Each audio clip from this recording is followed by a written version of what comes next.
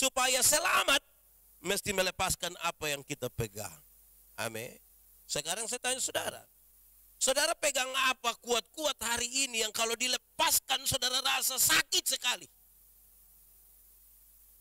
Justru kadang-kadang yang paling berharap, yang paling kita harapkan, yang paling kita cintai, yang paling buat kita gelisah adalah hal-hal yang justru tidak ada pada Tuhan. Aku berkata kepadamu, kasihilah musuhmu, berbuatlah baik bagi yang membencimu, mintalah berkat bagi yang mengutuk, berdoa bagi yang mencacimu. Kalau pipi kirimu ditampar, berikan juga pipi kanan. Aku yang memilih kalian. Ya Tuhan Allah, kami mohon kepadamu, kuatkanlah dan teguhkanlah iman kami, supaya waktu ini ketika kami belajar firman Tuhan, biar ini menjadi waktu yang paling baik buat kami. Kami mohon Tuhan, jauhkan semua penggoda pencobaan, biar di dalam damai-Mu kami belajar firman Tuhan. Terima kasih banyak Tuhan, kami rindu pada firman-Mu, berfirmanlah bagi kami Tuhan. Di dalam nama Yesus hidup itu kami berdoa. Amin. Mari silakan duduk semuanya. Bapak Ibu saudara-saudara semua yang dikasihi dalam Tuhan, shalom. Dalam sukacita kita di malam hari ini, kepada saya diberikan tema yang saya kira luar biasa ini, meretas harap melepas milik. Sebuah refleksi dari Injil Lukas pasal 14 ayat 25 sampai ayat yang ke-23. Mari kita buka Injil Lukas pasal 14 ayat 25 sampai ayat yang ke-33. Yang sudah dapat katakan amin. Amin, betul. Separuh dia tidak buka Alkitab, jo amin. Itu dia mulai tipu itu. Oke, segala sesuatu harus dilepaskan untuk mengikut Yesus. Pada suatu kali banyak orang berduyun-duyun mengikuti Yesus. Dalam perjalanannya sambil berpaling ia berkata kepada mereka, jikalau seorang datang kepadaku dan ia tidak membenci bapaknya, ibunya, istrinya, anak-anaknya, saudara-saudaranya laki-laki atau perempuan, bahkan nyawanya sendiri, ia tidak dapat menjadi muridku. Barang siapa tidak memikul salibnya dan mengikut aku, ia tidak dapat menjadi muridku. Sebab siapakah di antara kamu yang kalau mau mendirikan sebuah menara, tidak dahulu membuat anggaran biayanya, kalau cukup uangnya untuk menyelesaikan pekerjaan itu? Supaya jikalau ia sudah meletakkan dasar yang tidak dapat menyelesaikannya, jangan-jangan semua orang yang melihatnya mengejek dia. Sambil berkata, orang itu mulai mendirikan, tetapi ia tidak sanggup menyelesaikannya. Atau raja manakah yang kalau mau pergi berperang melawan raja lain, tidak duduk dahulu untuk mempertimbangkan apakah dengan 10.000 orang ia sanggup menghadapi lawan yang mendatanginya dengan 20.000 orang? Jikalau tidak, ia akan mengirim utusan selama musuh itu masih jauh untuk menanyakan syarat-syarat perdamaian. Demikian pula lah tiap-tiap orang di antara kamu yang tidak melepaskan dirinya dari segala miliknya, tidak dapat menjadi muridku. Demikian firman Tuhan. Berbahagia setiap orang yang mendengar firman, memelihara dan melakukan dalam hidup setiap hari. Shalom. Kuat sedikit, shalom. Di beberapa tempat kalau orang ingin tangkap monyet, tahu monyet? Apa itu? Kode. Pakai bahasa di sini bilang belo, pokoknya itu. Di beberapa tempat kalau orang ingin menangkap monyet itu mereka pakai cara yang ringan, gampang, dan saya kira menarik. Dorang cukup taruh kacang di dalam botol. Terus ini monyet kan taruh tangan masuk begini, dia ambil kacang. Waktu dia pun tangan sudah di dalam botol, orang datang. Ini monyet mau lari kan ada botol di dia pun tangan. Kuat lari? Kuat lari? Bisa lompat dari satu dahan ke dahan lain? Lalu bagaimana cara supaya monyet ini melepaskan diri? Hanya ada satu cara, yaitu dia harus lepas kacang yang sementara dia pegang. Sebab kalau dia pegang kacang begini bisa tarik keluar dari mulut botol. Lepas itu kacang, baru tangan bisa keluar kembali. Amin. Saya kira itu sesuatu yang baik untuk menjelaskan supaya selamat mesti melepaskan apa yang kita pegang. Amin. Sekarang saya tanya saudara, saudara pegang apa kuat-kuat hari ini yang kalau dilepaskan saudara rasa sakit sekali? Justru kadang-kadang yang paling berharap, yang paling kita harapkan, yang paling kita cintai, yang paling buat kita gelisah adalah hal-hal yang justru tidak ada pada Tuhan. Saudara-saudara, saya berkhotbah tentang keluarga, saya tanya, ini anak-anak, kamu pernah kok tidak periksa bapak dan mama punya saku pakaian dinas atau pakaian jalan-jalan? Pernah periksa kok tidak? Yang paling banyak dapat itu di bapak pun pakaian atau mama pun pakaian? Bapak pasti lupa 5.000, 10.000, 20.000. Karena bapak biasa cepat lupa. Kamu jangan coba-coba periksa mama punya. Itu pekerjaan itu sia-sia. Dalam hal inilah mama seturut dengan Alkitab, di mana hartamu berada, di situ. Saudara tahu bahwa sesuatu yang melekat yang kita puhati itu dilepaskan tuh repot. Amin kok. Ini ibu-ibu, ini kita pinjam dia pun Tupperware, saya dong ingat sampai setengah mati, sampai tidak bisa. Nah, justru hal-hal yang paling melekat di hati itulah yang kadang-kadang Tuhan minta dari kita. Yang paling melekat. Kenapa ini kemudian serius bagi kita, saudara? Kita enggan melepaskan itu. Manusia, kita semua yang hadir, yang melayani termasuk saya, kita semua yang duduk di sini. Kalau tanya bilang saudara percaya Tuhan, semua akan bilang percaya Tuhan. Amin. Saudara berani menyangkal Tuhan Yesus atau tidak? Kalau saya paksa sekalipun ada yang bilang tidak mungkin saya menyangkal. Tapi apakah memang begitu? Belum tentu. Saya kasih beberapa contoh. Satu, kami pendeta ini jalan-jalan don telepon Pak Pendeta. Yo, di mana? Di jalan-jalan ini. Bapak singgah di rumah sakit dulu. Oh kenapa? Bapak, kok mama, kok suami, kok istri, kok anak ada sakit. Oke, kita pergi. Pas sampai demi semua tenang biar pendeta berdoa dulu. Pas kami berdoa habis, dong langsung bilang begini, Bapak, ini obat ini. Kalau itu obat begini suruh saya berdoa supaya apa? Jadi mulut kita berkata berdoa, percaya Tuhan, pengakuan kita terhadap Pak ini dokter. Mulut kita bicara tentang Tuhan, pengakuan kita tidak pada Tuhan. Amin. Di bawah mata sini ada yang begitu. Ada yang sedikit-sedikit bimpain obat ini biar semua mati tetap. Ada. Berarti saudara percaya Tuhan sungguh-sungguh. Harusnya orang yang percaya Tuhan itu merubah. Tuhan bisa pakai apa saja dan Tuhan bisa pakai siapa saja untuk menyembuhkan dia. Amin. Saya tanya saudara, tolong jawab jujur. Saya ini kan orang Timur, lahir besar di Soe. Kalau saya cerita tentang Soe, saudara percaya atau tidak? Percaya atau tidak? Tapi kalau saya lebih banyak cerita tentang Surabaya, saudara percaya atau tidak? Saudara percaya atau tidak? Kenapa tidak mau percaya? Kenapa saya bilang begitu?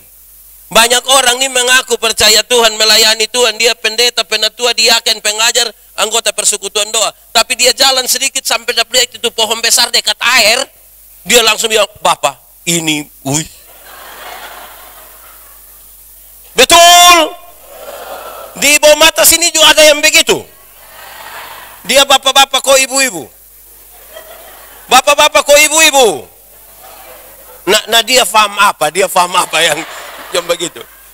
Jadi saudara tahu, mulut percaya Tuhan, omong Tuhan, tapi dah lihat pohon tegoh yang sedikit dia bilang itu setan. Dia lebih mengaku tentang apa? Setan. Bukan Tuhan. Nah ini kalau tidak dilepaskan saudara ikut Tuhan. Sakit sedikit di rumah, supasti orang yang bikin. Dia sakit pasti orang yang bikin. Di sini pernah terjadi begitu kok tidak?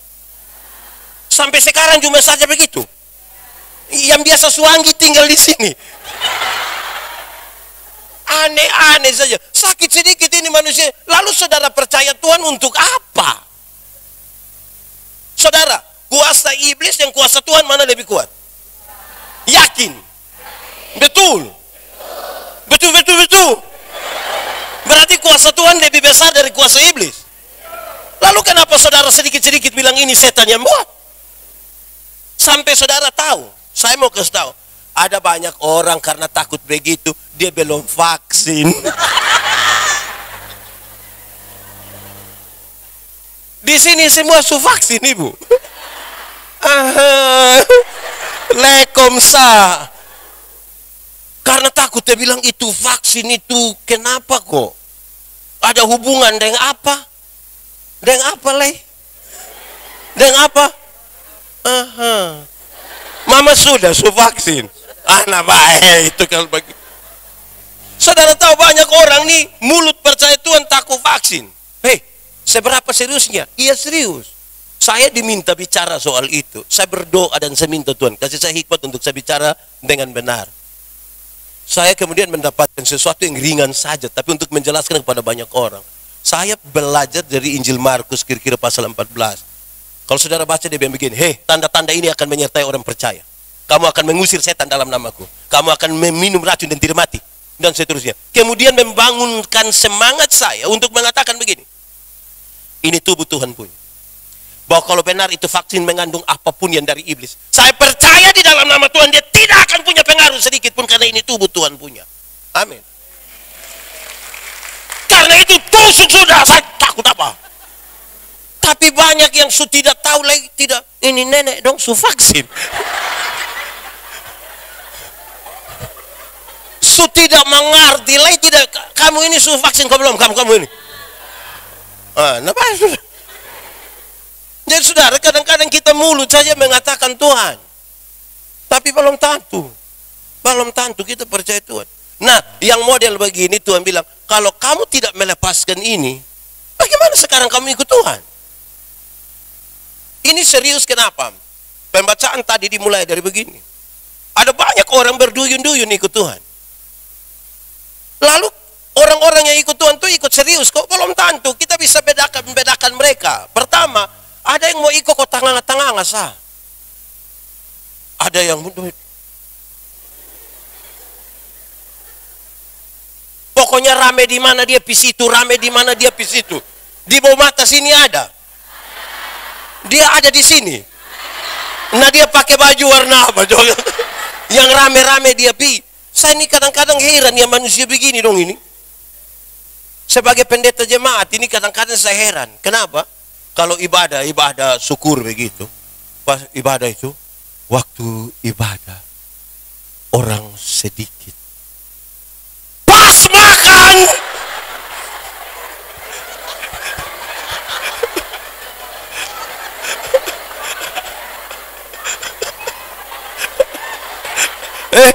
Kenapa?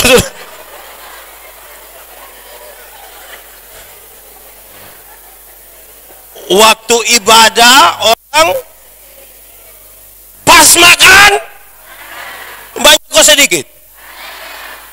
Don datang dari mana? Saudara, ini yang kita bilang kita mau ikut Tuhan. Ada masalah serius di situ. Orang dekat gereja, dekat tempat ibadah. Tapi kalau mama bilang, Bapak, mari sudah. Ih, belum ada orang. Lu sudah yang orang, mau siapa lagi yang orang? Pernah dengar itu kalimat yang bilang belum ada orang? Atau sendiri omong? Kadang-kadang bapak dan mama baku ajak bilang, mari sudah. Jawab tua bilang, masih ibadah. Nah, bapak bikin apa? Di sini juga ada yang begitu. Siapapun suami, coba angkat tangan. Siapapun suami yang begitu.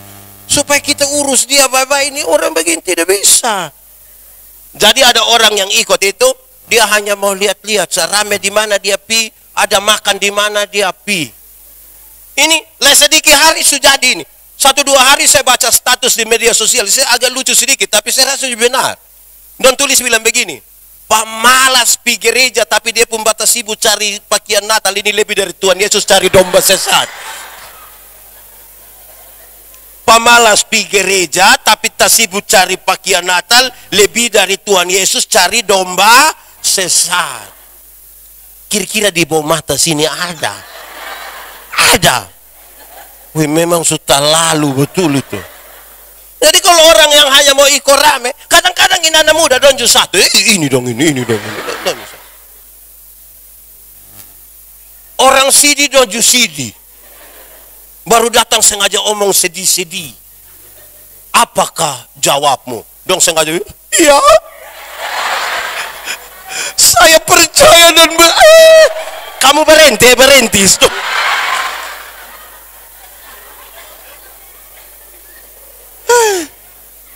Nanti kadang-kadang kita terlalu dramatisir ini keadaan.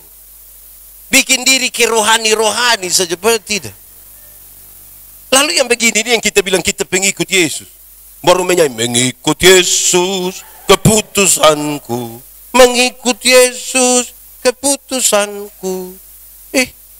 Ke apa? Saudara, banyak orang cari Tuhan, berjalan-jalan dengan Tuhan Yesus waktu itu. Satu hanya mau cari tahu ini banyak orang dan cari makan. Yang lain hanya sekedar mencari kesembuhan. Hanya sekedar cari mujizat. Berulang-ulang kali saya berkhotbah, saya kasih tahu saudara. Cari Tuhan jangan hanya sekedar untuk sembuh. Karena Tuhan datang ke dunia bukan untuk bikin orang sakit jadi sembuh. Sekalipun bisa dia buat. Ada banyak orang yang tidak kenal Tuhan lebih sehat dari kita. Yang tukang minum sop itu dia minum dari 3 hari lalu sampai tadi pagi istirahat sedikit minum ulang. Dia tidak tahu sakit. Di sini ada yang biasa minum sop. Ada. Dia majelis ko jemaat. Apa? Majelis jemaat. Dia minum 3 hari dia tidak tahu sakit. Kita yang mengaku kenal Tuhan duduk dekat kipas angin pulang pilek. Dia cari Tuhan hanya untuk itu. Tuhan datang ke dunia bukan untuk bikin orang miskin jadi kaya, sekalipun dia bisa. Bukan itu tujuannya. Toh ada banyak orang yang tidak kenal Tuhan malah lebih kaya dari kita. Itu koruptor dong, itu kan kaya-kaya semua. Dong rumah 2, 3, 4, 5 sampai tidak suka tinggal di dong rumah, dong tinggal di penjara sana. Tapi dong kaya-kaya. Kita yang mengaku kenal Tuhan ini yang sedikit-sedikit garam habis. Sedikit-sedikit paket habis. Mau beli baju Natal, saya pakai tanya di itu mas, bilang mas, bisa bayar 6 kali kok.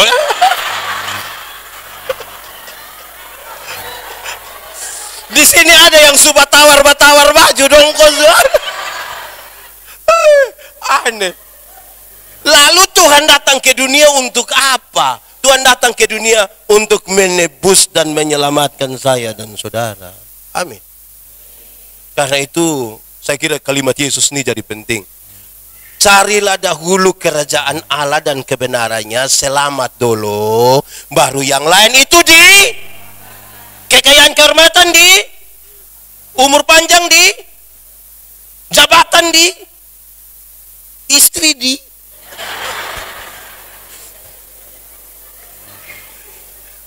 Ya. Jadi begitu. Ini orang dong bisa dikelompokkan. Jadi kita sadar kita nih cari Tuhan sebenarnya untuk apa? Itu dulu.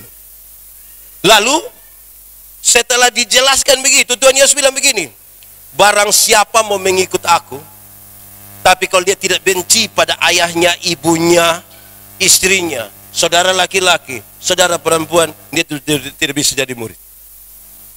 Tapi Tuhan pun maksud itu bukan pulang mulai bakalai dan bapak, sudah Tuhan. Ada 1-2 orang tanya saya begini, pendeta, ini orang yang makan siripinan dong, ini masuk surga kutis. Saya kasih tau dong bilang begini, segala sesuatu yang menggantikan posisi Tuhan, Anda sementara menyembah berhala. Segala sesuatu yang bergerak sedikit, dia bilang, pokoknya kalau saya tidak bisa mati sudah, saya mati sudah. Segala sesuatu, ketergantungan manusia terhadap segala sesuatu yang menggeser Tuhan punya posisi, dia sementara menyembah berhala. Dia sementara menyembah berhala. Saudara tahu, ada banyak ibu takut kepada suaminya untuk beribadah sekalipun. Saya urus beberapa rumah tangga yang begitu. Ada satu ibu di Sabu yang kemudian dia pun pernyataan yang luar biasa. Dia bilang begini, karena setiap kali dia pergi gereja pulang, dia pun suami pukul dia. Setiap kali pergi, dia kasih tahu dia pun suami, Bapak bisa pukul saya pun tubuh, tapi tidak saya pun jiwa. Tidak saya pun iman kepada Tuhan. Gitu. Tapi ibu-ibu separuh kita bilang, kenapa begitu? Tahu sendiri, bab Tuhan. Istri. Jadi apa?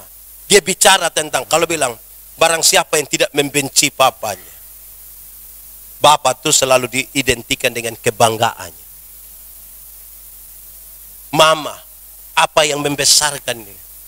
Saudara laki-laki, kekuatan.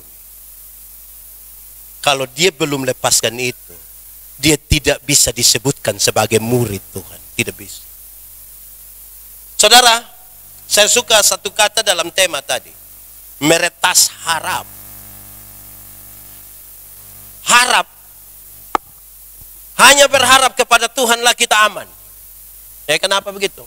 Saya punya khotbah satu, saya kasih tahu begini.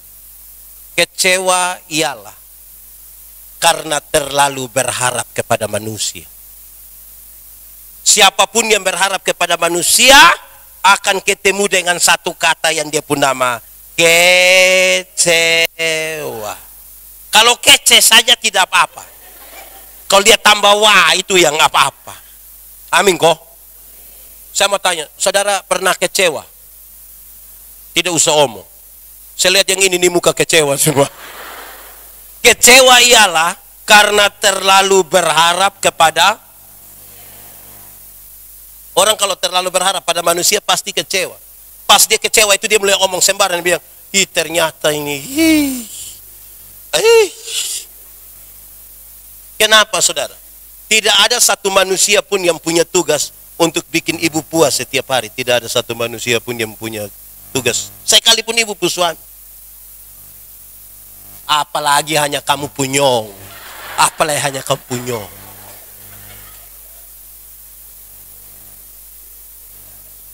Itu akan tidak kuat.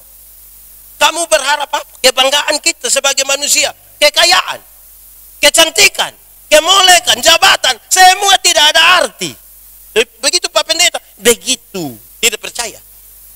Saya kasih contoh. Beredar di grup-grup WA tuh tulis bilang begini. Kalau seumur 50 tahun cantik atau tidak cantik itu tidak penting. Berhenti membanggakan kecantikan karena seumur 50 tahun sudah tidak cantik. Sudah tidak bisa disembunyikan di balik lipstik dan bedak lagi sudah bisa. Waktu kita umur 20-30 tahun itu yang kelihatan ke kita pun pipi dong ke kinclong dong ke. Su 50 itu melele ini dong ini melele. Saya punya teman kita masih SMA, dia tato yang orang pangku kaki baru melukis, suai gagah. Dia kulit bagus, dia punya tinta bagus, kontras bagus. Itu 17 tahun. Umur 43 tahun dia sakit, kami pilih dia ini. CCD. Itu tato bukan ke orang pangku kaki, ke orang menyembah begini ke berlutut. Mau harap apa? Jago hilang bapak, mau harap apa? Ini jadi mama dong, mama. Di sini tidak ada mama. Mama. Kalau ada orang datang kau tanya dia, mama, umur berapa?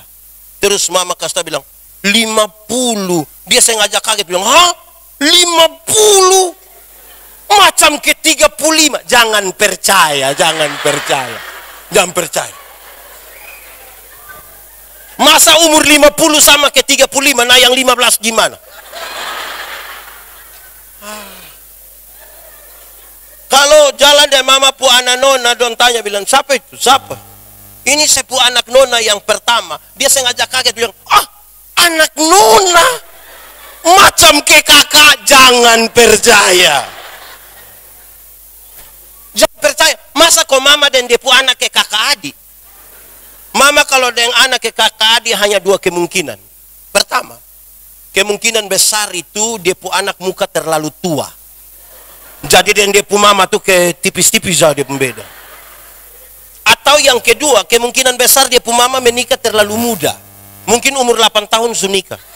Jadi dia pu mama tuh jarak deh. Jambagaya nyonya. Itu umur berapa? 50. Umur 60 tahun ada jabatan atau tidak ada jabatan tidak penting. Kok su pensiun? Waktu kita aktif itu yang kita datang orang siap, laksanakan, lanjutkan. Orang itu aktif. Su pensiun kok mau terima pensiun di kantor pos, anak kecil yang baru honor 3 bulan dia lihat kita dari jauh baru dia bilang, tua, aman kok tua. Itu macam ke kita mau cek ke dia itu. Mau bangga apa? Mau bagaya apa? Di umur 70 tahun, rumah besar atau rumah kecil yang kita banggakan sudah tidak penting lagi. Apalagi rumah tingkat. Kau sudah pakai tongkat mau naik di lantai 2 dan begini. Mau bangga apa? Sudah tidak bisa. Jadi jam bagaya dari rumah besar mau sampai kapan? Umur 80 tahun, kalau Tuhan izinkan umur panjang 80 tahun, kaya atau miskin sudah tidak penting. Kok tidak mungkin lah beli seibabi 2 kilo kau makan sendiri, itu tidak mungkin lah. Kok kolesterol, darah tinggi, asam urat, ring di jantung, gigi sudah tidak ada. Orang lain kunyah, kita sudah tidak kunyah, kita mol sob. Mau bagaya? Tidak bisa. Kita kumpul anak-anak kecil dong ini. Cucu dong lari-lari, cucu lari-lari, terus cucu bilang, opa mau makan apa biar kakak bagi ya? Paling-paling opa hanya bilang, jangan. Opa bubur saja. Mau apa lah? Jadi saudara, saya mau bilang pada saudara itu begini. Maksud dari teks ini, semua harapan pada kekuatan manusia itu sia-sia. Lalu saudara ingin selamat, tapi berharap pada kekuatan manusia, tidak mungkin. Mari kita bawa dia pada sisi rohani. Bangsa Israel, orang-orang Yahudi sangat hebat. Kenapa hebat? Mereka umur 5 tahun, itu hafal 10 hukum, umur 5 tahun. Bukan ke kita pun dong, ke semua nikah bertanya bilang hukum ke-6 apa le. Nong 5 tahun. Umur 10 tahun menghafal 613 bab penjabaran dari hukum Taurat. Di umur 12-13 tahun ketika menjadi anak Taurat, semua yang mereka hafal, semua mereka lakukan. Saudara bisa bayangkan, yang dihafal dilakukan semua. Tapi mereka sadar, kalau gagal satu, gagal semua. 10 hukum, 613 pasal, masih ada peraturan hidup setiap hari itu ribuan jumlahnya, gagal satu, gagal semua. Apakah Anda bisa masuk surga dan melakukan hukum-hukum itu? Don't sadar bahwa tidak mungkin. Apakah itu yang dibanggakan kalau saudara lebih rohani dari orang lain? Tidak.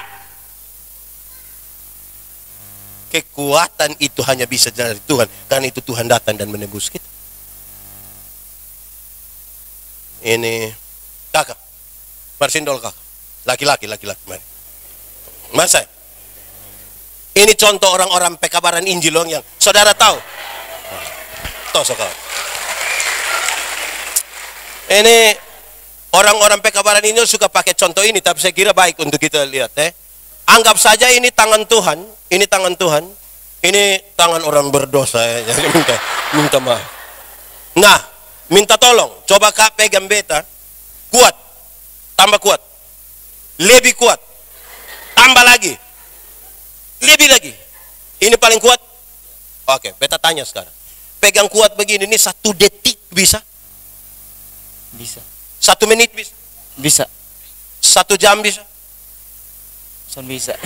1 hari bisa? Son bisa. 1 tahun bisa? Son bisa. Semakin kuat dia pegang, semakin cepat dia lepaskan. Karena itu teori untuk keselamatan begini. Jangan lu yang pegang Tuhan, biarkan Tuhan memegang engkau. Supaya sabar kok orang omong habis. Biarkan Tuhan yang pegang engkau, jangan engkau yang pegang Tuhan. Supaya di mana engkau letih lesu tidak berdaya, seolah-olah engkau ingin terlepas dari Tuhan, tangan Tuhan tetap akan memegang engkau. Selamat sampai Tuhan.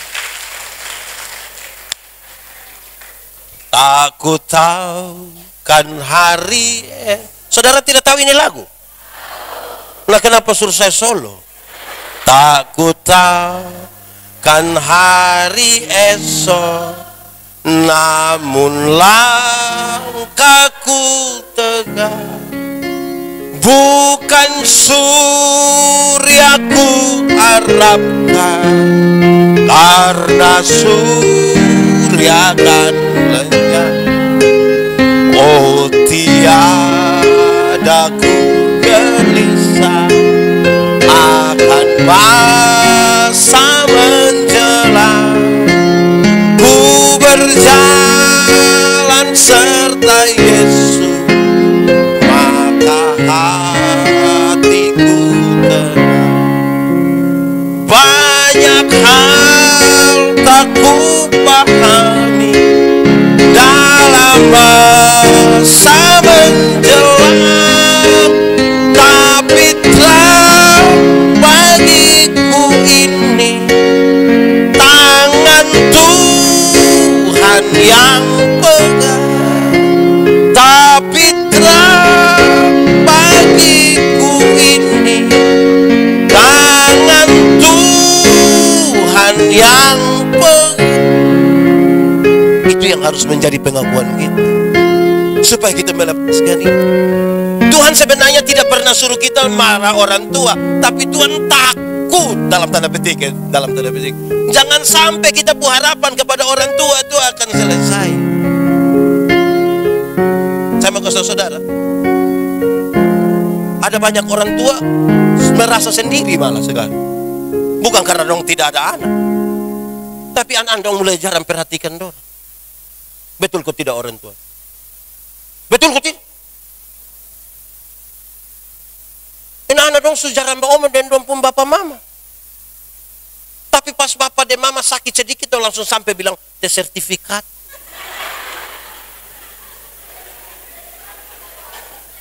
Dengan ATM lagi. Baru dong rubah bapak pu ATM pun PIN.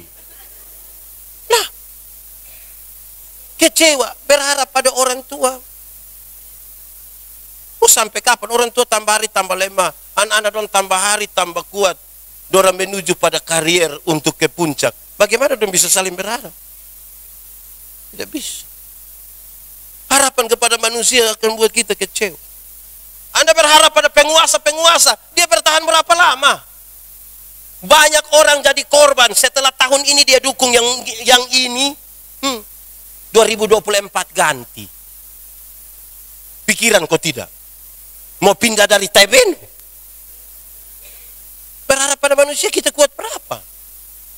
Tuhan mau semua yang dia kasih kita, orang tua, keluarga, itu kita bergandengan tangan sama-sama untuk kemuliaan Tuhan. Saya menikah dengan ibu pendeta.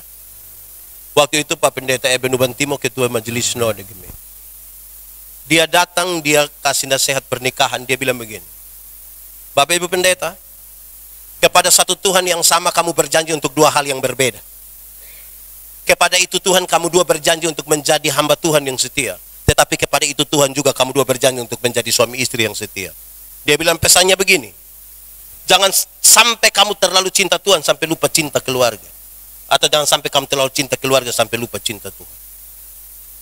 Saya berpikir itu berhari-hari, saudara. Saya pikir itu, betul juga. Kadang-kadang banyak orang yang merasa terlalu cinta Tuhan sampai dia, ada satu dua orang dia bilang begini, kalau kita sibuk urus Tuhan punya urusan, nanti Tuhan sibuk urus kita punya urusan. Dulu saya kira itu kalimat bagus, padahal tidak bagus. Kenapa? Kami pun anak pertama ini lahir tahun 2010. Waktu itu saya bawa ke puskesmas, jam 11 itu saya izin di dokter. Saya bilang, dokter, saya izin, saya kasih tinggal saya istri. Dokter bilang begini, tidak bisa Pak. Tidak bisa kenapa? Ini harus didampingi suami. Saya bilang, dokter, ada banyak perempuan melahirkan tanpa suami. Saya bisa. Dokter, saya kasih tahu dokter, saya punya tanggung jawab ini tidak bisa diwakilkan kepada siapapun termasuk gubernur atau presiden. Karena kami mau perjamuan kudus di Amruban Timur. Saya kasih tinggal, saya pergi. Saya pulang sekitar jam 1 pagi. Saya pikir itu yang paling betul sudah. Kalau kita sibuk urus Tuhan, urusan Tuhan, sibuk urus kita urusan. Tidak. 2 tahun kemudian ketika ada satu acara di Denpasar, saya pergi. Ada satu orang bilang saya begini, Anda sibuk? Iya. Betul-betul Anda sibuk? Iya, saya sibuk. Jadwal ini ngiri. Terus sebab Tuhan bilang begini, Anda belum melayani Tuhan kalau keluarga Anda belum terlayani. Saya bilang, hei, jadi kasih tinggal buang itu jatuh long semua, kau duduk melihat dia istri saya begini. Bab tua bilang begini, hei, Anda harus bikin skala prioritas. Anda harus mengatakan ini tidak. Anda harus tahu mana penting. Bukan soal berapa waktu kamu bersama-sama, tetapi lebih pada quality time-nya. Ini kalau Anda naik begini, keluarga harus ikut. Anda naik, keluarga harus ikut. Kalau tidak, Anda hanya tunggu kapan saudara jatuh. Saya coba berpikir dan coba merenungkan. Akhirnya saya temukan satu jawaban ketika Ibu Pendeta bilang begini. Yang disebut jemaat itu yang mana? Yang disebut jemaat yang mana? Apakah yang ada di rayon sana? Bukan sekedar itu. Yang tinggal di dalam rumah pun disebut jemaat. Kalau tidak, Anda hanya sibuk jadi pendeta penetua diaken bagi orang lain pun rumah tangga, tapi tidak pernah jadi pendeta penetua diaken bagi rumah tangga sendiri. Karena itu Tuhan bilang, mulailah dari Yerusalem, Yudea, Samaria, terus ke mana? Ujung bumi. Banyak yang mulai dari ujung bumi. Pulang sampai rumah anak dong sudah tidak sekolah semua. Baru dia bilang, mangkali ini saya pun salib. Bukan salib. Itu engkau pembodoh. Jadi bersama-sama dengan suami, istri, anak-anak, bersatu untuk kemuliaan Tuhan. Bukan setengah dong. Banyak orang ingin punya istri, tapi belum menikah. Banyak yang mau ada suami, mah belum. Kamu tidak usah renungkanlah, kamu kecil-kecil begini renungkan. Ada yang rindu ada anak, tapi tidak ada. Belum ada sampai hari ini. Kita dikasih anak, lalu telantar kah? Bikin baik-baik. Tuhan mau begitu. Kalau tidak, saudara-saudara, apa yang kita baik? Itu kenapa yang di situ dong, kenapa? Itu serius, saudara-saudara. Kalau tidak kita repot. Saudara tahu, itu serius. Kadang-kadang dia memegang kita terlalu kuat sampai kita lupa Tuhan. Kita lupa. Saudara tahu, ada banyak orang, kita orang tua nih, ketika anak, apalagi anak kecil sakit, di kita pun otak hanya satu, yang penting dia sembuh. Entah dia pun cara mau berkenan kepada Tuhan, kok tidak, kok yang penting ini yang Tuhan mau kasih tahu. Kalau ikut Tuhan kok hanya yang penting sembuh, ya tidak bisa. Karena kita seringkali diperhadapkan pada 3 kondisi. 1, ada waktu di mana mama mau dan Tuhan juga mau. Mama mau sesuatu, Tuhan bilang boleh. Pernah alami? Kita mau sesuatu, Tuhan mau, pernah alami? Kan saudara kepingin bersaksi di banyak tempat kan? Karena Tuhan mau, kita mau, Tuhan juga. Tapi yang kedua, ada waktu di mana mama mau tapi Tuhan tidak mau. Pernah alami? Saudara mau sesuatu tapi Tuhan bilang tidak. Waktu Tuhan bilang tidak, apa yang saudara akan bilang? Saudara kecewa. Saudara banding-banding. Tuhan itu manusia tidak pernah gereja. Tuhan itu dia hidup kepo enak, ganti-ganti oto, Grab.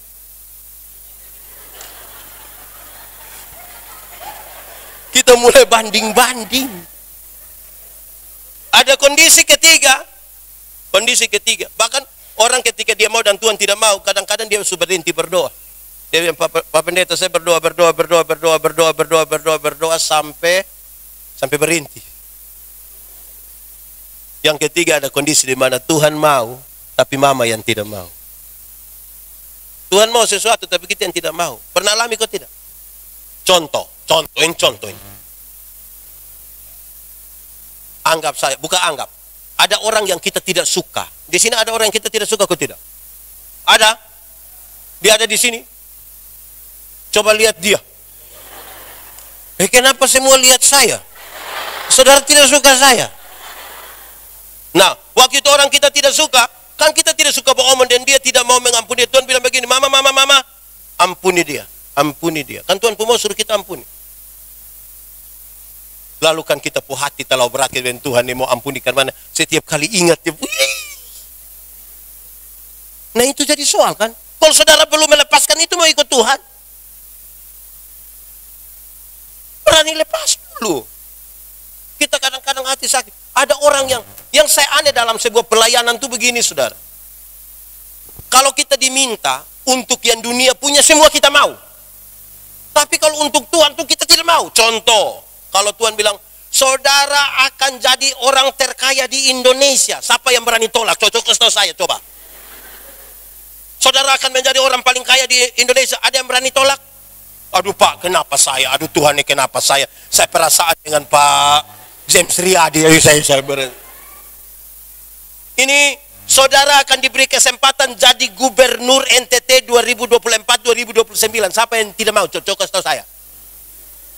Pak, Tuhan kenapa harus saya? Tuhan, aduh, saya perasaan di RT RW dan Tuhan saya berdoa. Saudara berani? Saudara akan diberi kesempatan menjadi wanita tercantik saya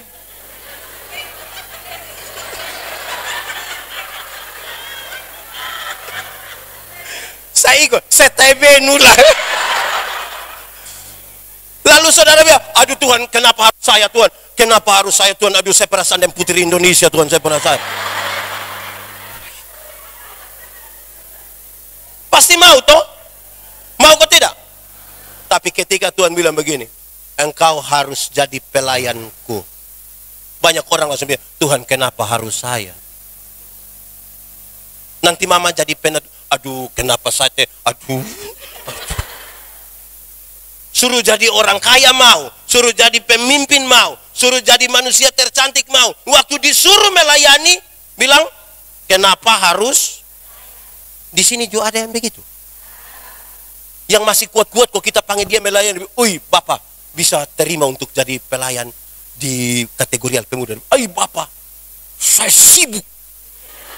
Itu omong sibuk itu kayak derajat naik sedikit itu. Jadi dia omong sibuk tuh ekspresif sekali. Ui, saya sibuk.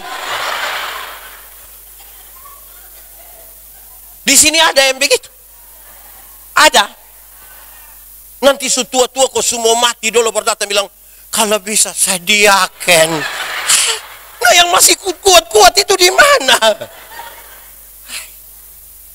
Oh harap apa begitu?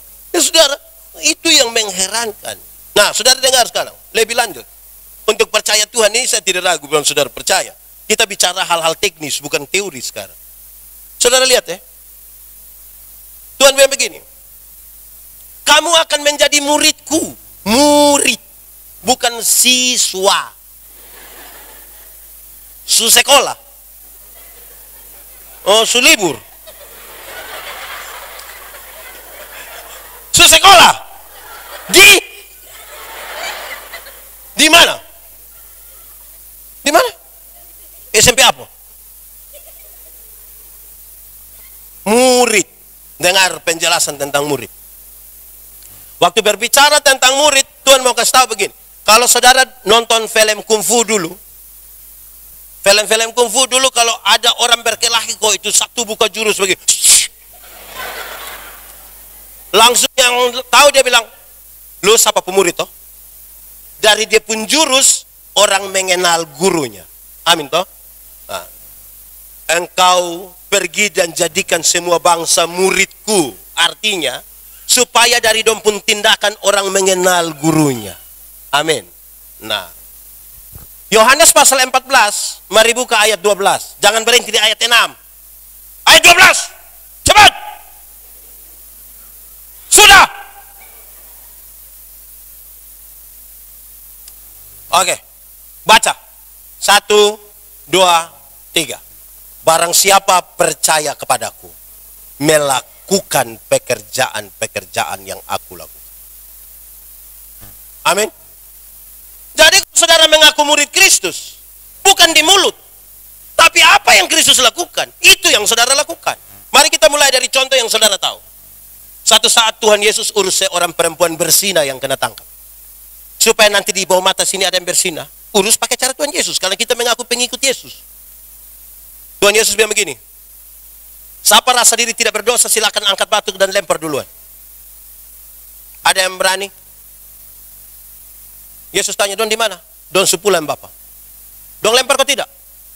Terus Tuhan Yesus bilang kepada ini perempuan, engkau pergilah dan jangan berbuat dosa lagi. Kalimat itu menunjukkan Tuhan Yesus tidak kompromi dengan dosa. Dosa tetap dosa. Tetapi kepada perempuan pendosa ini Tuhan beri kesempatan baru. Masa lalu tidak bisa dirubah, tapi sekarang masa depan bisa dirancang di dalam nama Tuhan.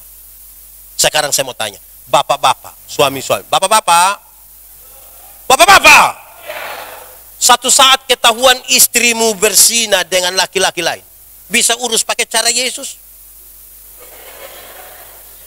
Piko kasih tahu bab tua bilang, Bapak, pergilah. Ibu, Mama, pergilah dan jangan berbuat dosa lagi. Berani kok? Kan murid melakukan apa yang dilakukan gurunya. Woi, kita laki-laki yang tidak bisa, saya yakin pasti, Mama pergilah dan jangan pulang lagi.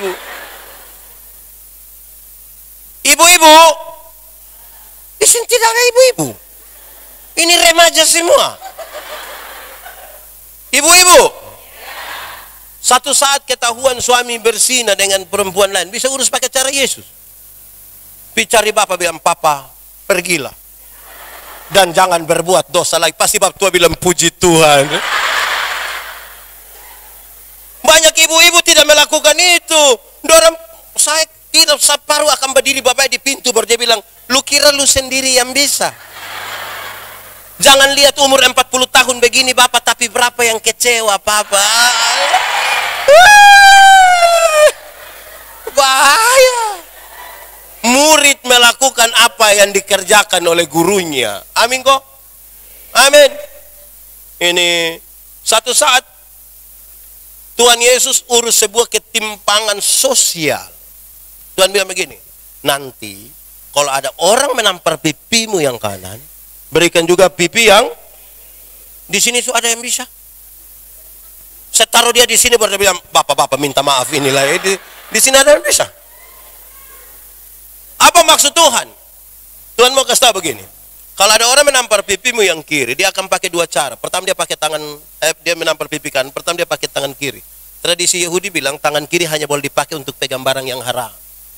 Kedua, menampar pipi kanan akan pakai punggung tangan kanan. Tradisi Yahudi bilang punggung tangan kanan hanya boleh dipergunakan oleh para tuan menampar budak-budaknya. Ini Tuhan Yesus ajar sekarang. Kalau ada orang menampar pipimu yang kanan, menganggap engkau haram atau budak, berikanlah pipi kirimu supaya dia mau mengangkat tangan kanannya. Di situ dia tahu bahwa di hadapan Tuhan kita sama. Supaya tidak ada orang karena kelas sosial merendahkan orang lain. Tidak boleh. Tidak boleh. Saya berkhotbah, sekiranya saudara tahu ketika saya tanya, Bapak, anak berapa? Anak yang 4 orang, Pak Pendeta. Terus dong su kerja di mana? Puji Tuhan Pak Pendeta, yang 3 sudah jadi manusia. Anak ada 4 orang yang sempat jadi manusia. Tahu yang satu apa Bapak? Gitu puding. Akhirnya penghargaan kita kepada kemanusiaan tergantung dia punya jabatan kok tidak. Tergantung dia punya jabatan, tergantung dia pun penampilan, tergantung dia pun kelas sosial. Betul kok tidak? Jadi kalau dia jadi pendeta, manusia kok bukan? Kalau dia jadi pendeta, manusia kok bukan? Kalau jadi polisi, kalau jadi bupati, kalau jadi anggota dewan. Tapi kalau kamu tamat SMA kok tidak ada kerja, kamu pun Bapak bilang kamu bukan manusia. Kadang-kadang kita nih hargai orang, lihat dia pun penampilan. Apa kok? Tuhan Yesus itu turun. Saya baru 2 hari, ini hari apa? Hari Senin kemarin saya berkhotbah tentang makna palungan. Palungan punya makna tuh menarik. Itu makanan, tempat makan hewan. Manusia yang dianggap budak, diperbudak oleh dosa atau diperbudak oleh tentara Romawi waktu itu. Mereka budak itu kelasnya sama dengan binatang, dia bukan manusia. Tuhan turun sampai ke tempat di mana orang dianggap tidak layak bagi kemanusiaan. Terus di situ dia bilang, aku tidak lagi menyebut kamu hamba, budak, tapi aku menyebut kamu sahabat. Dia angkat kita sedikit. Di palungan itu biasa ditaruh apa? Makanan hewan. Sekarang dia bilang, kamu lihat apa yang ada dalam palungan. Yesus. Yesus untuk apa? Inilah tubuhku yang dipecahkan bagi kamu.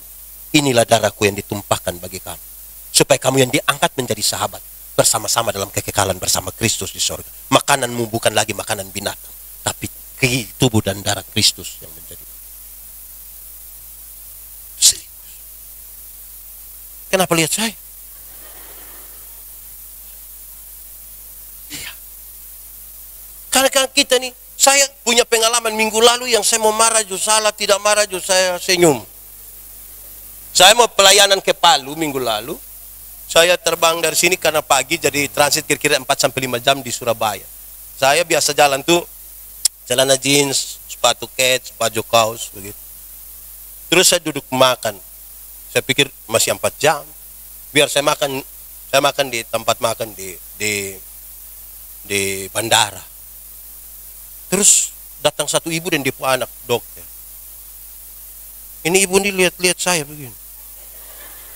Ibu orang tua. Kalau dia orang muda pasti bukan dia yang lihat saya yang lihat dia. Ini dia orang tua. Dia lihat-lihat saya terus dia bilang, dia bangun, dia minta maaf, Pak Pendeta Yandi. Iya. Aduh Pak Pendeta, terima kasih kok kita bisa ketemu di sini, bicara banyak lah. Terus dalam bicara dia senang sekali ketemu dengan saya. Terus dia bilang begini, ini ibu dari Kendari. Terus dia bilang, karena saya harus ke Kendari 2 kali. Aduh Pak Pendeta, macam-macam lah kan bicara. Terus dia bilang, secara diam-diam dia ada niat mau bayar saya punya makanan. Dia pergi ke kasir, dia bilang, saya mau bayar untuk Pak Pendeta punya makanan. Sudah dibayar ini. Boleh kasih kembali Pak Pendeta uang? Tidak bisa. Ini ibu datang Pak Pendeta, kenapa Pak Pendeta sudah bayar? Non tidak mau, segala macam. Kisahnya hanya begitu. Tapi saya mau kasih tahu saudara, di tempat makan itu ada banyak orang makan. Semua selain saya itu makan habis baru bayar. Saya baru pesan habis mau duduk itu kasih bayar dulu Pak. Saya bertanya, kenapa sampai orang lain makan habis baru bayar? Kok saya baru bawa pesan, kok sudah bayar duluan? Saya lihat-lihat saya pemuka ini. Pasti dia pikir saya ini tukang bangun lari mangkali kok. Waktu dia tahu dari ini ibu bawa saya pendeta tuh dia perasaan dia, aduh Pak Pendeta, berhenti. Bosok hargai orang karena dia punya jabatan ini. Karena mana? Hargai orang yang hargai. Kenapa saya harus mengasihi beliau? Kenapa? Karena pada dirinya ada gambar dan rupa Allah. Dia bukan sebuah tumpukan material kosong. Karena ada gambar dan rupa Allah, maka saya menghargai dia. Jamba gaya. Kita nih kalau bawa sambutan di hari-hari kemerdekaan atau apa, Gubernur Nusa Tenggara Timur yang kami hormati, Bupati Kupang yang kami hormati, Camat Taibenu yang kami kasih, Bapak Ibu Pendeta yang kami muliakan. Mantap tuh. Pagi-pagi kalau penjual ikan lewat kita panggil bilang ikan.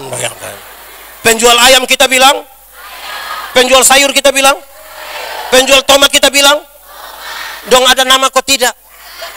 Kenapa panggil tomat? Ya kita ini telah ke apa koang? Bagaya menghargai manusia bukan karena dia manusia. Kita suka lihat dia pun penampilan, lihat dia pun jabatan. Akhirnya ketika itu orang menyamar sedikit, kita kalah sudah. Amin kok. Satu saat Tuhan Yesus urus sebuah tadi kesenjangan sosial. Ini sebuah dilema pajak. Tuhan Yesus mulai dari sebuah pertanyaan. Boleh bayar pajak kepada kaisar kok tidak? Itu pertanyaan tuh gampang dijawab, tapi resiko, efek jawabannya berbahaya. Kalau Tuhan Yesus bilang, boleh bayar pajak kepada kaisar, maka ribuan orang pengikut Tuhan Yesus akan meninggalkan Yesus, karena pajak terlalu berat. Tapi kalau Tuhan bilang, tidak boleh bayar pajak kepada kaisar, maka Tuhan Yesus dianggap memprovokasi masyarakat untuk lawan pemerintah, dia pasti ditangkap. Lalu Tuhan Yesus bilang begini, berikanlah kepadaku uang untuk pembayaran pajak itu. Tuhan tanya, gambar dan tulisan siapa? Kaisar. Berikan pada kaisar apa yang wajib kamu berikan pada kaisar, tapi berikan pada Tuhan apa yang wajib kamu berikan pada Tuhan. Itu bukan soal uang, itu bukan soal mama pun perpuluhan. Gambar dan tulisan siapa ini? Kaisar. Karena di ini uang ada gambar kaisar dan tulisan kaisar, kasih dia. Tapi Alkitab mengatakan kamu adalah gambar dan tulisan Allah. Berikan uangmu pada kaisar, tapi berikanlah dirimu pada Tuhan, dan bukan uangmu, bukan uang.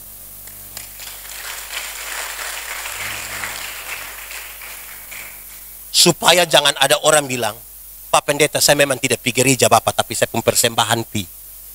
Nah, di surga itu tidak ada kios jual super mie. Kita bukan kumpul uang untuk beli. Jelas kok? Iya. Ini, saudara, itu serius itu. Kadang-kadang kita yang kayak apa kok? Saya punya potongan video satu beredar sangat luas sampai luar negeri ketika saya berkhotbah dalam sebuah acara, ya, itu acara Natal, tapi dalam sebuah ketegangan yang serius antara pemerintah dan wakil rakyat. Kebetulan waktu itu temanya tentang sahabat. Saya bilang begini, saya begini-begini pernah jadi ketua Panwaslu. Waktu saya ketua Panwas itu datang 1-2 caleg. Dan tanya saya, pendeta, kira-kira saya bisa jadi anggota dewan, kok tidak? Saya bilang yang macam Bapak begini tidak bisa. Bapak tidak bisa. Kenapa Bapak yakin sekali? Oh, kok Bapak ini saya minta tolong jadi penatua diaken yang hanya urus 20 kakak, saya Bapak tidak mau. Tapi Bapak mau urus ini yang saya yakin tidak jadi. Habis pemilu ternyata dia tidak terpilih, dia datang cari saya, Pak Pendeta. Yuk, ternyata Bapak mulut panas betul. Saya bilang ini bukan mulut panas. Tuhan Yesus bilang begini, barang siapa setia pada perkara yang kecil, kepadanya dianugerahkan. Anugerahkan itu berarti duduk diam-diam kok dia kasih. Murid-murid sementara bertengkar siapa terbesar di antara mereka. Tuhan Yesus tahu bahwa jabatan itu kebutuhan, tapi prosesnya menjadi penting. Tuhan Yesus ambil satu anak kecil, taruh di antara mereka, terus Tuhan Yesus bilang begini, barang siapa mau jadi yang terbesar di antara kamu, hendaklah menjadi. Selesai. Tidak pakai pendekatan dan sekta. Tidak pakai bawa ayam. Iya, duduk diam-diam dia kasih. Bukan pas mau pemilu baru datang kau bilang, Bapak kita 2 saudara. Saudara apa muka beda? Setia pada perkara. Itu jalan-jalan yang Tuhan kasih tahu. Kalau kamu mau mengikut aku, murid kan, belajar dari sang guru. Belajar dari guru. Ada banyak yang Tuhan kasih tunjuk. Kalau kita tidak melepaskan kita punya ego, tidak bisa.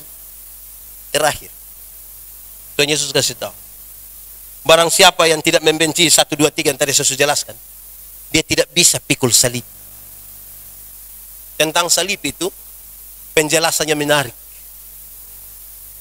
Pertama, barang siapa mau mengikut aku, harus menyangkal dirinya, mengikul salibnya, dan mengikut aku. Menyangkal diri. Menyangkal diri artinya, bukan saya, tapi bukan menyangkal diri. Hei, siapa yang bangun itu gedung ibadah Immanuel Bawah Mata? Bukan saya, tapi padahal kita yang jadi ketua pembangunan. Kita yang kumpul uang setengah mati kok, kasih ini amplop pembangunan separuh kasih, memang ngomel kita setengah mati. Waktu tanya, siapa yang bangun? Maaf, bukan saya, tapi bayangkan kalau kita tanya, siapa yang bangun itu gedung Immanuel? Dia bilang, bukan saya Pak, cocek sa. Oh, nah kalau dia sudah begitu Pak, cocek itu hari kalau bukan yang ini, ini gitu.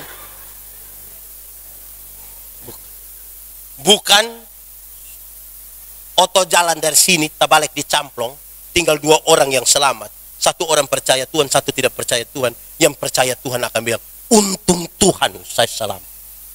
Untung. Yang tidak percaya Tuhan bilang, untung tadi saya lompat cepat-cepat. Di satu peristiwa yang sama. Untung. Begitu. Ada orang susah, orang sakit-sakitan, datang kepada kita. Singkat cerita kita tolong dia, dia sukses, dia senang. Dia bawa kesaksian itu di mana-mana. Berita sampai di kita putelinga. Kira-kira kita bilang, itu hari datang sini semua mati Pak. Untung. Jadi menyangkal diri dulu bos. Bukan saya. In majelis dan pendeta dong hijau kadang-kadang. Kita omong bilang, woi mari kok pembinaan ini begini su 4 periode. Muka taku siapa dengan itu 4 periode. Itu manusia tidak rendah hati itu. Bapak mama dengar, bapak mama an-an semua dengar. Pintar itu selalu terbatas. Jadi kalau mau ada pembinaan mesti jalan. Karena pintar itu terbatas. Bodoh itu yang tidak ada batas. Bodoh itu yang meleleh saat begitu dia. Jadi mari kok gitu memang jangan bagai begini 4 mau kasih tahu siapa? Kita ke apa kok? Di sini ada, di sini. Nah, itu sudah. Menyangkal diri, bukan saya. Kedua tentang salib. Kosuke Koyama, dia bilang begini. Tidak ada gagang pada salib. Handle tidak ada. Anda tuh yang main di tanpa gym itu, dong bisa angkat barbel, beratnya 60 kg. Karena ada di pegangan. Tapi kalau ada semen tambah pasir 60 kg, taruh di karung tanpa pegangan, dia bisa angkat. Sama-sama 60 kg. Tidak bisa. Karena tidak ada pegangan yang gampang untuk dia pegang. Di salib tidak ada pegangan. Betapa beratnya salib itu. Lalu, apa penjelasannya? Karena Tuhan Yesus yang paling kita banggakan, waktu dia pikul salib, dia terseok-seok, dia jatuh, terseok-seok, dia jatuh. Tapi banyak orang mengaku pengikut Yesus. Dia kepingin dia pun salib ringan. Kalau bila perlu dia lari lebih duluan Tuhan Yesus. Bila perlu dia lari duluan. Nah, Tuhan Yesus yang paling kita banggakan sejatuh Bapak. Pikul jatuh. Wih, kita pun mau kita pun salib. Kalau bisa Tuhan Yesus cepat sedikit. Kok ini kita Yesus. Nah, kita yang ikut Yesus, kok Yesus yang ikut kembali kita. Tuh. Kita nih bagaya. Pakai rantai salib sebesar-besar. Padahal tawar sayur setinggi-tinggi.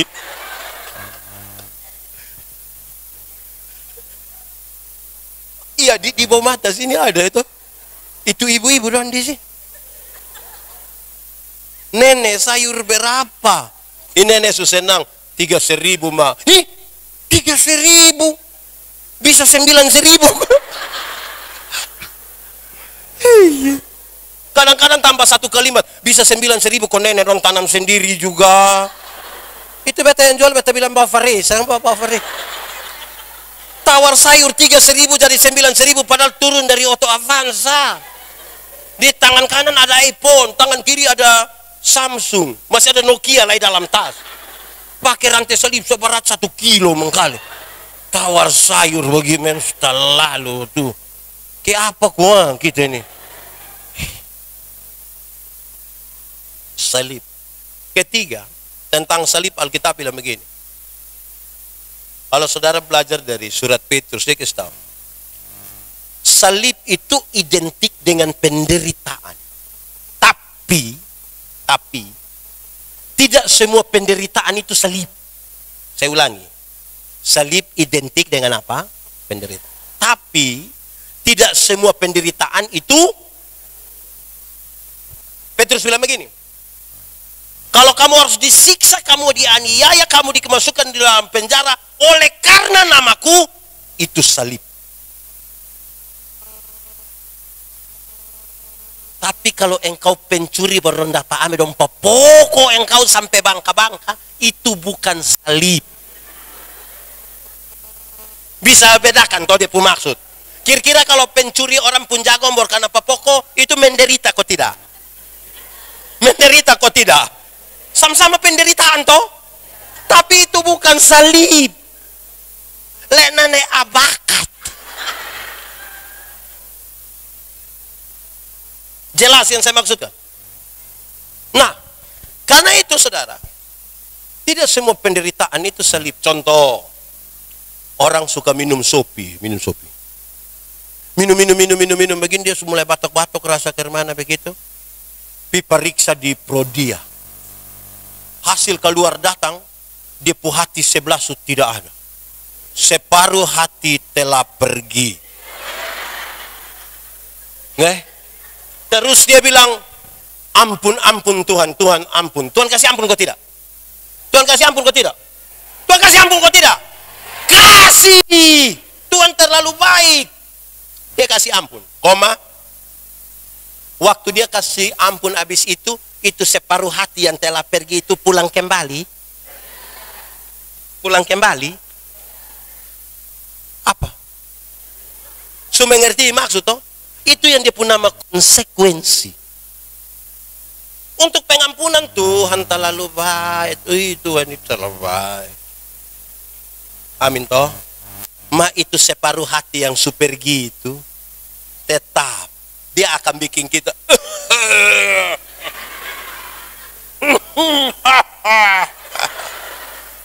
Amin ko. Jamba gaya. Jadi salib identik dengan penderitaan. Ini bapak-bapak don ju satu. Kita omong don bilang, kok isap rokok ju mati, tidak isap ju mati. Di sini pernah dengar yang begitu, Mam? Itu bab tua yang omong dong ada di sini itu bab tua. Ini saya pun bapak mantu itu kalau dia masih hidup mungkin ini besok itu dia berulang tahun 22 SM. Ini saya pun bapak mantu tuh dia sakit gula. Dia sakit gula.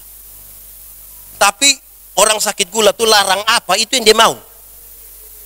Bapak tuh kalau sudah terima pensiun dia beli kopi, dia beli gula. Supaya anak-anak dalam rumah jangan tahu, dia kadang-kadang taruh di lemari pakaian.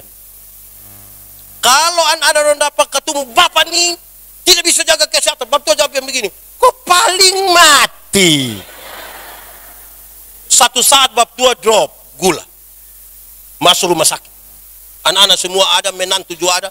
Saya datang paling terakhir. Woi, saya lihat saya pembapak mantu. Saya sampai saya bilang begini, kok paling mati. Bapak tua bilang, jangan omong begitu. Jadi ini orang tua dong tolong anak-anak dong omong, Bapak dengar sedikit lah. Amin kok. Di sini ada yang orang tua keras kepala, ada orang tua yang dong mama-mama yang duduk di muka ini kan. Anak-anak omong itu juga untuk botol pumbai. Amin kok. Kadang-kadang kita ini kikar mana kok? Jadi saudara-saudara begitu. Saya anak nona ini biasa togor-togor saya. Kadang-kadang kalau dia tidak suka saya, dia tidak mau bawa omong dengan saya dari sini pindah dari sana dia. Aduh, saya sakit hati betul ya anak. Lu tidak tahu Bapak pu cinta bagi besar. Baik, saudara-saudara, saya kira itu yang paling penting. Paling tidak untuk dua hal.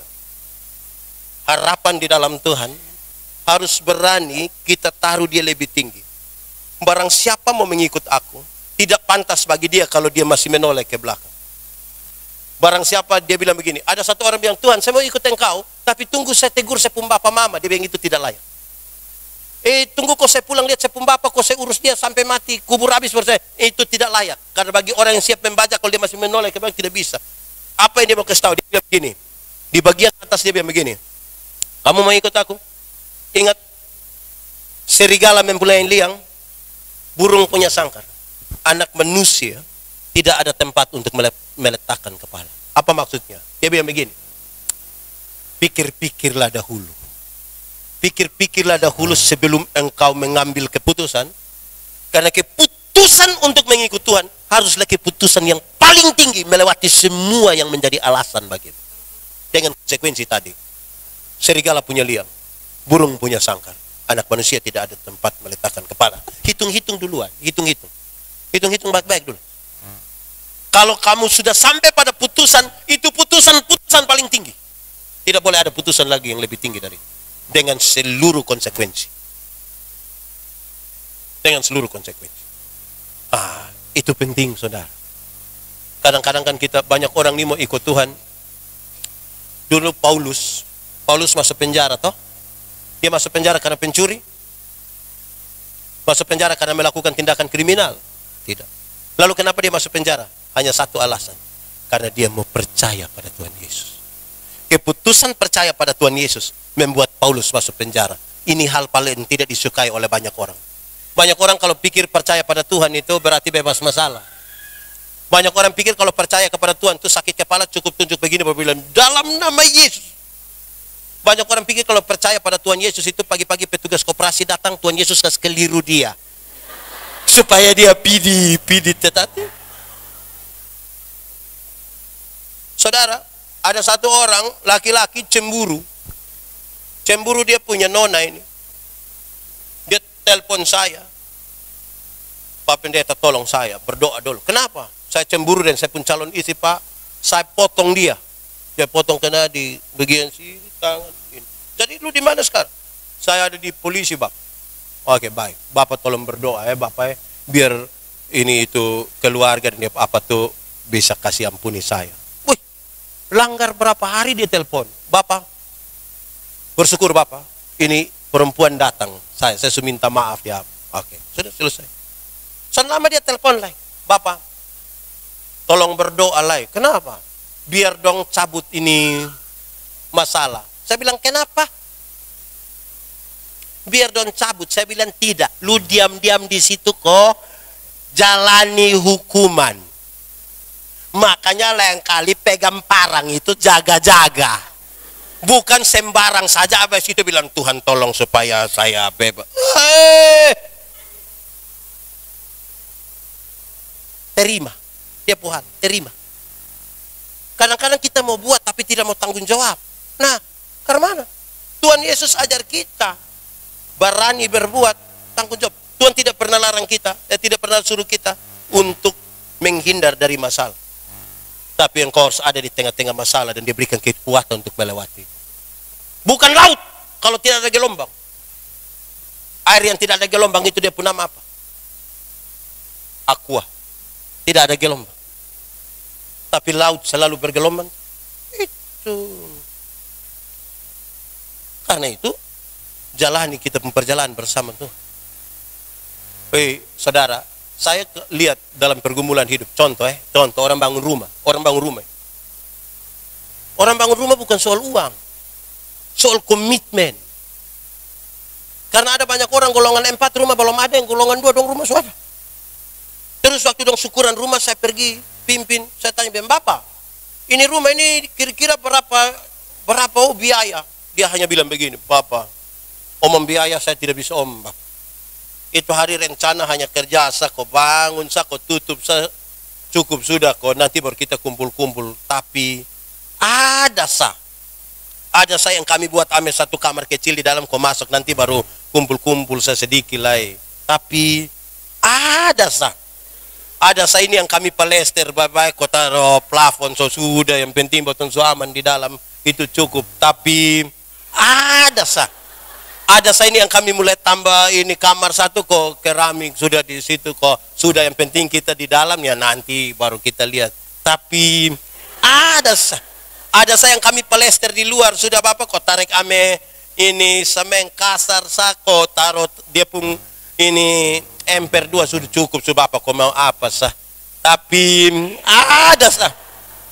ada saya yang kami taruh keramik di ini emper dong sampai sudah tidak tahu keramik mau taruh di mana, kami taruh lagi di tembok Bapak. Cukup sudah kau mau ke mana, kau botol buka mati mau bawa Bapak. Tapi ada saya ini yang kami bangun ame dia pun pagar ini Bapak, terus halaman tuh kami pavim log semua Bapak. Pikir sudah cukup sudah, tapi jadi berjalan dengan Tuhan itu bukan tanpa pergumulan, tapi ada. Amin kok.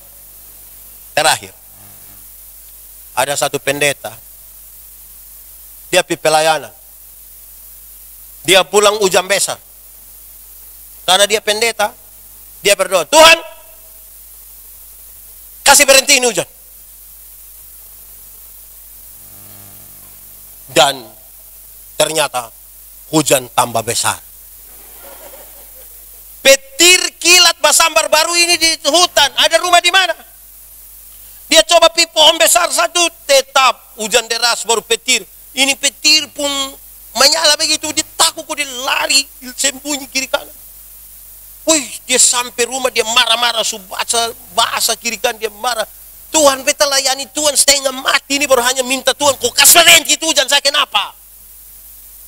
Dalam dia pun comelan itu terus dia pikir begini. Kenapa saya bisa sampai rumah? Baru dia pikir ame dia pun jawaban. Ternyata dalam gelap dan hujan besar yang bisa bikin dia sampai rumah itu adalah kilatan dari petir tadi. Waktu itu petir begini, dia dapat lihat jalan petir begini dia. Terakhir sampai di kadang-kadang kita tidak lihat itu sebagai jalan Tuhan. Kita pun pikir Tuhan kasih kita generator satu ke jalan bawah terang-terang begitu. Sampai lupa tahu bahwa petir-petir itu mengarah. Betul dia jalan menuju jalan ke sana. Amin kok. Tuhan memberkati kita. Mari kita tunduk kepala di hadapan Tuhan. Ya Tuhan Allah. Tuhan melihat hati dan tahu siapa kami ini. Kami renungkan firman-Mu dalam keterbatasan kami. Tapi kami percaya, kalau Tuhan di dalam kami dan kami di dalam Tuhan, benih-benih firman ini akan bertumbuh dan berbuah dalam hidup kami. Firman-Mu akan menjadi pelita bagi kaki kami, terang bagi jalan kami. Karena itu kami percaya firman-Mu melegakan dan menguatkan. Yang lemah Tuhan kuatkan. Yang putus asa Tuhan berikan harapan. Yang ragu-ragu Tuhan berikan iman. Yang berbeban berat Tuhan berikan kelegaan. Yang sakit Tuhan sembuhkan. Yang berduka cita Tuhan berikan penghiburan. Kami pulang dengan sukacita bukan karena kami tanpa masalah. Tapi karena kami tahu Tuhan Yesus tidak akan pernah membiarkan kami sendiri. Tuhan Yesus akan bekerja menggantikan kami. Akan memberkati apapun yang kami berbuat. Terima kasih banyak Tuhan. Terpujilah nama-Mu. Di dalam nama Yesus kami berdoa. Amin. Aku berkata kepadamu, kasihilah musuhmu, berbuatlah baik bagi yang membencimu, mintalah berkat bagi yang mengutuk, berdoa bagi yang mencacimu. Kalau pipi kirimu ditampar, berikan juga pipi kanan. Aku yang memilih kalian.